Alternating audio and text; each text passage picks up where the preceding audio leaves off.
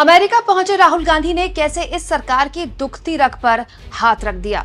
NRIs के बीच जब राहुल गांधी पहुंचे तो उनका किस तरह से स्वागत हुआ। दोस्तों, मेरा नाम है कुमकुम बिनवाल।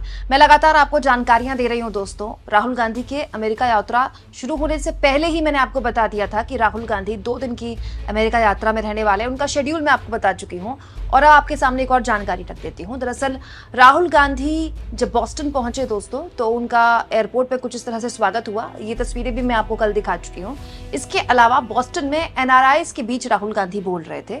जी हाँ, एनआरआईज एक बहुत बड़ा डायस्पोरा है भारतीय मूल के अमेरिका में रह रहे लोगों का, जिनकी अलग अलग विचारधारा है। दोस्तों, उन लोगों से राहुल गांधी बैठकर मुखातिब हुए और राहुल गांधी ने जो बात बोली है दोस्तों, वो अपने आप में इस बात को भी रेखांकित करती है कि हमारे नेताओं को मुद्दों को भूलना नहीं चाहिए। हो क्या गया है दोस्तों कि हमारे देश में हेडलाइन के हिसाब से न्यूज चैनल तो चलते हैं, नेता भी चलने लगे हैं। वो नेता जो किसी मुद्दे को उठाते हैं वो खुद अपना बोला हुआ मुद्दा भूल जाते हैं। लेकिन राहुल गांधी ने उस मुद्दे को यहाँ पर छुआ है जो ना केवल इस सरकार की दुखती रग है, बल्कि इस वक्त लोकतंत्र के लिए एक सबसे बड़ा प्रश्न है। दोस्तों, राहुल गांधी ने एनआरआईज के बीच क्या कहा ये तो मैं बताऊंगी ही आपको, लेकिन पहले मैं चाहती हूँ कि इन तस्वीरों के जरिए आप देखें कि राहुल गांधी का किस तरह से स्वागत हुआ। जब बॉस्टन में एनआरआईज के बीच राहुल गांधी पहुंचे तो कुछ इस तरह से लोगों ने खड़े होकर उनका अभिवादन किया, तालियां बजाई। हालांकि भीड़ यहाँ पर बहुत ज्यादा नहीं थी दोस्तों, क्योंकि आप जानते हैं कि विपक्ष के नेताओं का इतना बड़ा संगठन नहीं है जितना सत्ता में रहते हुए आपके पास होता है। तो जिस तरह से मोदी बड़े स्टेडियम्स उनके बुक किए जाते हैं उनके इवेंट्स के लिए, बाकायदा आयोजित किए जाते हैं इवेंट्स, इश्तिहार दिए जाते हैं उनके इवेंट्स के लिए, उस तरह का कुछ भी ऐसा नहीं दिखा यहाँ पर। बहुत बड़ी भीड़ नहीं थी, लेकिन एक समूह था एनआरआईज का जो राहुल गांधी का स्वागत कर रहा था। बाकायदा यहाँ पर स्टेज सजाया गया था और इस स्टेज पर बैठकर राहुल गांधी ने जो बात बोली वो सुनने लायक है दोस्तों। राहुल गांधी ने कहा, हमारे लिए ये बिल्कुल साफ है कि चुनाव आयोग ने समझौता कर लिया है और ये बिल्कुल साफ है कि सिस्टम में कुछ गड़बड़ है।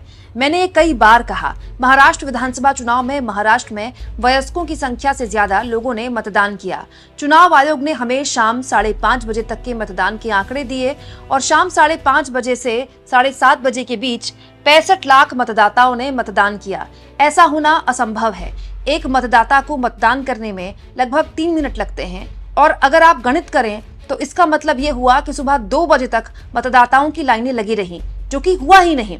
जब हमने उनसे वीडियोग्राफी के लिए कहा तो उन्होंने न केवल मना कर दिया बल्कि उन्होंने कानून भी बदल दिया ताकि हम वीडियोग्राफी के लिए ना कह सके। दोस्तों, आप मानकर चलिए कि राहुल गांधी ने जो बात बॉस्टन में बोली है उसको लेकर बीजेपी जबरदस्त तरीके से देश में हल्ला बोलेगी और ये बात फिर से दोहराएगी कि राहुल गांधी जब भी विदेश जाते हैं देश की बदनामी करते हैं। यही कहते हैं ना बीजेपी के लोग। लेकिन राहुल गांधी ने जो बात बोली है दोस्तों, कोई नई बात नहीं है। राहुल गांधी पिछले 6 महीने से बात बोल रहे हैं। जब से महाराष्ट्र के चुनाव निपटे हैं राहुल गांधी लगातार ये बात बोल रहे हैं। संसद के अंदर भी बोल रहे हैं, संसद के बाहर भी बोल रहे हैं। राहुल गांधी ने महाराष्ट्र के चुनाव खत्म होने के कई दिन बाद, हफ्तों बाद बाकायदा एक प्रेस कॉन्फ्रेंस की थी, आपको याद होगा। वो प्रेस कॉन्फ्रेंस भी मैंने आपको दिखाई थी जिसमें राहुल गांधी के एक साथ में संजय राउत बैठे हुए थे, शिवसेना की सांसद, और दोस्तों एक साइड पे उनकी बैठी हुई थी सुप्रिया सुले जो कि शरद पवार की बेटी है। तो राहुल गांधी लगातार इस मुद्दे को बोल रहे हैं, संसद के अंदर बोल रहे हैं, संसद के बाहर बोल रहे हैं, जनसभाओं में बोल रहे हैं, अपने कार्यक्रमों में बोल रहे हैं। और राहुल गांधी ने वही बात अमेरिका में बोली। दोस्तों, राहुल गांधी की ये बात सुनकर आपको लगेगा कि राहुल गांधी ने चुनाव आयोग पर सवाल उठाए, जो कि उठाए। ये सब जानते हैं दोस्तों कि पूर्व मुख्य चुनाव आयुक्त रहते हुए राजीव कुमार के कार्यकाल में इस देश के इतिहास में चुनाव आयोग पर कभी इतने सवाल नहीं उठे जितने राजीव कुमार के रहते उठे। लेकिन अगर आप इसको गौर से देखें दोस्तों, तो ये चुनाव आयोग से कहीं ज्यादा सरकार की साख पर बट्टा लगाने वाला बयान है। क्योंकि चुनाव आयोग पर पार्शियलिटी करने का आरोप या चुनाव आयोग पर आंकड़े छुपाने का आरोप या चुनाव आयोग पर दबाव में काम करने का आरोप विपक्षी नेता केवल चुनाव आयोग पर नहीं लगाते हैं। भाई, अगर चुनाव आयोग दबाव में काम कर रहा है, कोई ये आरोप लगाता है, तो किसका दबाव है? अगर चुनाव आयोग किसी को फेवर कर रहा है तो वो किसको फेवर कर रहा है, सब जानते हैं ना। बेसिकली चुनाव आयोग का नाम लेकर राहुल गांधी केंद्र की मोदी सरकार को आड़े हाथों ले रहे हैं, अमेरिका में ले रहे हैं। अब बहुत से लोग ये कह सकते हैं कि राहुल गांधी को ये बात अमेरिका में बोलने की क्या जरूरत है, जो कि बोलेंगे। आप मानकर चलिए आज पूरा दिन बीजेपी के लोग यही बोलेंगे कि जब भी ये विदेश जाते हैं भारत की बदनामी करते हैं। लेकिन आप इसको इस तरह से ले सकते हैं दोस्तों कि एक नेता ऐसा कैसे हो सकता है कि भारत में रहकर कुछ और बोले और विदेश जाकर कुछ और बोले। अब जैसे हमारे मोदी जी हैं, हमारे मोदी जी भारत में भी कांग्रेस के नेताओं की आलोचना करते हैं, इतिहास को लेकर उनकी गलतियों को रेखांकित करने की कोशिश करते हैं। और हमारे मोदी जी विदेश में जाते हैं तो भी कांग्रेस के नेताओं की आलोचना करते हैं। विदेश में मोदी जी ने ऐसी ऐसी बातें बोली हैं कांग्रेस के नेताओं के लिए, इतिहास के लिए, कि अगर मोदी जी स्वयं सुनेंगे तो उनको बहुत बुरा लगेगा। जैसे मोदी जी 2014 के बाद जब विदेश जाते थे और उनके लिए भव्य स्टेडियम्स बुक किए जाते थे, वहां पर वो एनआरआईज को संबोधित करते थे, तो वो कहते थे कि 2014 से पहले एक अजीब सी बेचारगी थी लोगों में कि इस देश का कुछ नहीं हो सकता, छोड़ो यहाँ से निकलते हैं। तो इस तरह की बातें नरेंद्र मोदी बोला करते थे। और इससे पहले नरेंद्र मोदी विदेश में कांग्रेस के सरकारों की भी आलोचना कर चुके हैं। वो बता चुके हैं कि 70 साल में क्या नहीं हुआ और उनकी सरकार आने के बाद क्या कुछ हो चुका है। क्यों? क्योंकि नरेंद्र मोदी की यही राजनीति है ना, इसमें कुछ गलत सही नहीं है। This is the style of his politics. तो वैसे ही राहुल गांधी अगर देश के अंदर महाराष्ट्र इलेक्शंस को लेकर कुछ बोल रहे हैं, इलेक्शंस में गड़बड़ी को लेकर बोल रहे हैं, तो फिर वो विदेश में जाकर बदल कैसे सकते हैं। दूसरा दोस्तों, यहाँ इस बात को भी मैं रेखांकित करना चाहती हूँ कि जब प्रधानमंत्री किसी विदेश यात्रा में जाते हैं, खासतौर पर अमेरिका, मैं बार बार कहती हूँ अमेरिका, कनाडा, यूके, ऑस्ट्रेलिया, ये वो देश हैं जहां पर इंडियन डायस्पोरा बहुत बड़ा है, बहुत बड़ा है। इनफैक्ट यूएस में तो इंडियन डायस्पोरा बहुत ज्यादा ताकतवर भी हो गया है अब।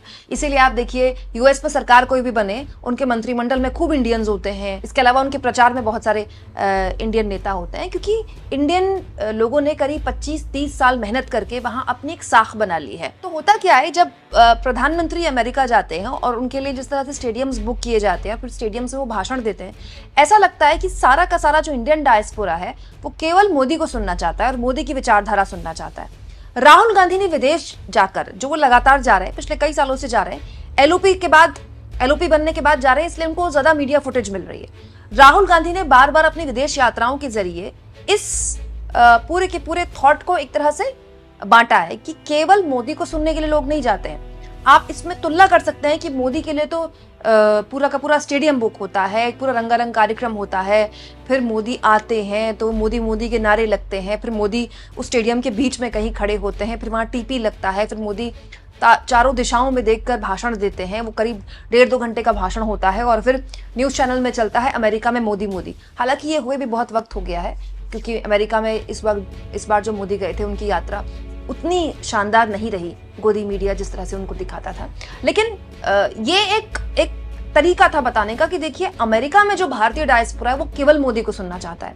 राहुल गांधी जैसे नेताओं ने पहुंचकर ये दिखाया है कि अमेरिका में डायस्पोरा बड़ा बटा हुआ है भारतीयों का।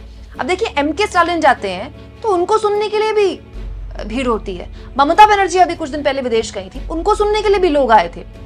संख्या कम हो सकती है, लेकिन ये कह देना कि केवल मोदी को सुनने के लिए मोदी की विचारधारा वाले लोग विदेश में बसे हुए हैं भारतीय मूल के, ये इस बात को रेखांकित करने की मुझे लगता है ऐसे कोशिश हो सकती है। आपको क्या लगता है दोस्तों, जो विदेश में राहुल गांधी ने बात बोली है उसका देश की राजनीति में कितना असर होगा? कमेंट बॉक्स में जरूर लिखें और जितना हो सके चैनल को शेयर करें, सब्सक्राइब करें और थैंक्स और ज्वाइन। दोस्तों ये 2 ऑप्शन है जिसके जरिए आर्थिक तौर पर भी आप चैनल के हाथ मजबूत कर सकते हैं।